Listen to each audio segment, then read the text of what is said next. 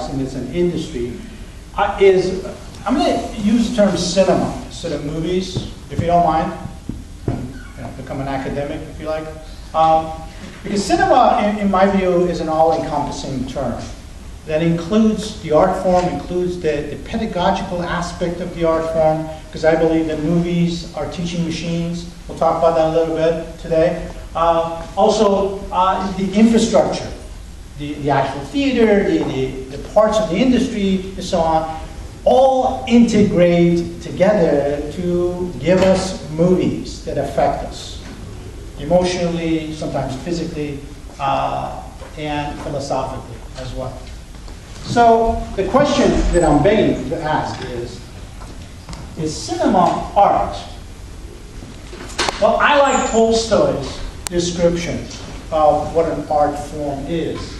Art is a means of union among men, and I added that women. Tolstoy's time, everything was man, man, man. So I'm augmenting Tolstoy a little bit. Them together in the same feelings and indispensable for life and progress towards well-being of individuals and of humanity. In other words, the purpose, if there is a purpose to anything, the purpose of the art is to communicate in humanistic terms an expression that's for the well-being of humanity. Now, you might think, well, there's a lot of crappy stuff that's out there, and people refer to it as art. Well, this is where, we become a little snooty and say, well, that's not really art. It could be craftsmanship, it could be, infotainment kind of a thing, or just a pure, entertaining product, but it's not art. In the terms, in the context of looking at art with substance that can affect you in a constructive manner. Susan Sontag, some of you may know who she was, an American art critic and essayist. She says art is a form of consciousness. And that's a profound statement in my view. And cinema has a consciousness of its own. I mean, that's a given, because it's audiovisual, it is aesthetic, and it affects us in so many different ways. Directly, indirectly, implicitly, psychologically, philosophically, and other ways. This is a fact that cinema is an all-encompassing art form, and it involves other art forms. So it is an interdisciplinary art form. Photography, music, acting, choreography, writing, architecture are the obvious ones, and of course there's a whole bunch of other things that are involved in cinema. Now, I'm not going to bore you with too much theory. You'll buy the book and perhaps you'll get into the theory part of it. I've divided the book into essentially two parts. One part is the theoretical discussions about how cinema works and the potential of its transformation for individual as well as human societies. But I do feel that I need to set up the four principles of the cinematic encounter that I've been harping on for years and years. And finally, I brought it together in the context of transformative cinema. Because in my view, it makes sense. Now, I'll tell it to you, and if it makes sense to you, then maybe you'll take some notes. Who knows? I've discovered through studies, and there are critics that will probably back me up with this, that there are four principles at play every time we encounter cinema. Every time we see a movie, there's the famous suspension of disbelief, which also happens with theater sometimes as well.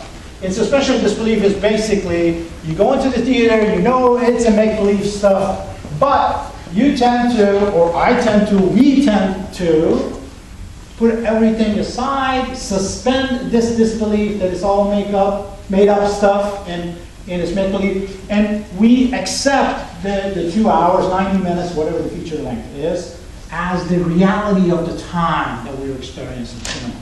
Now, the heavier, the more powerful the film, the heavier and more powerful the suspension of disbelief will be.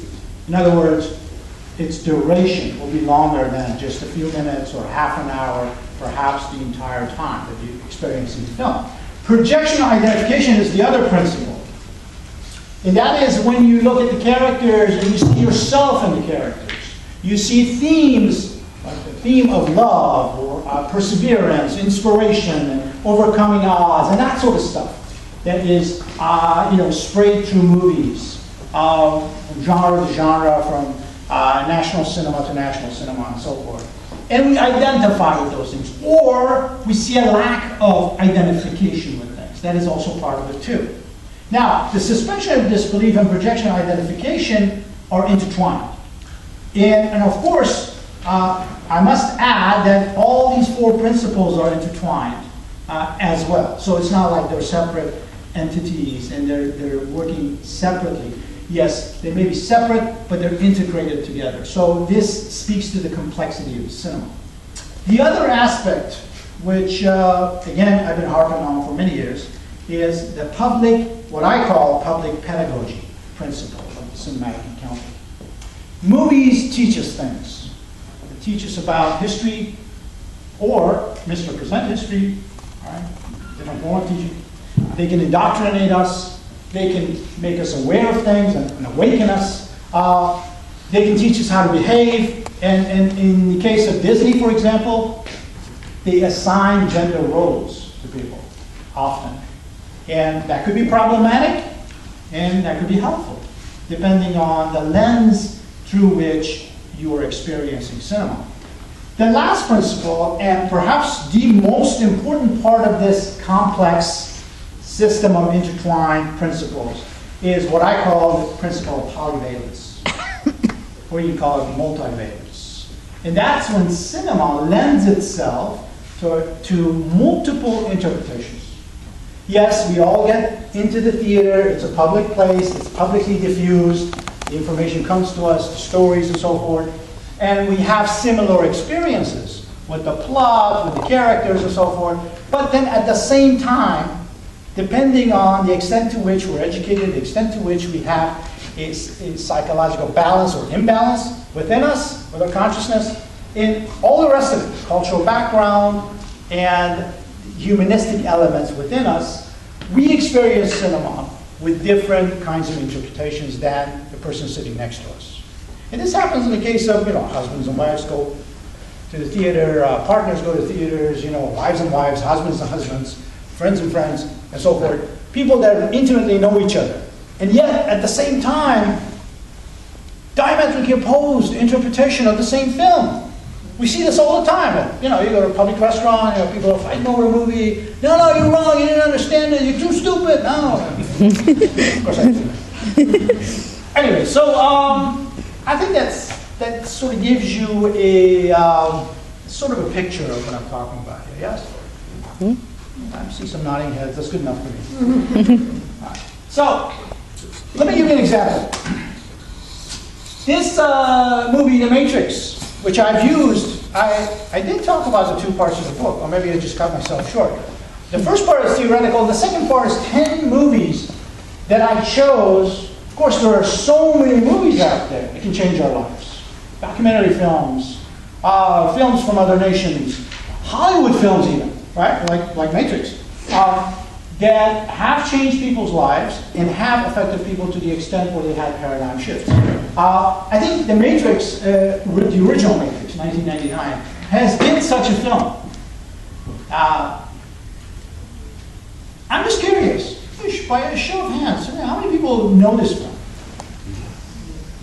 All right. It was a good guess. Very good. Okay, so let me just show you this little clip and then we'll talk about it a little bit. How about that?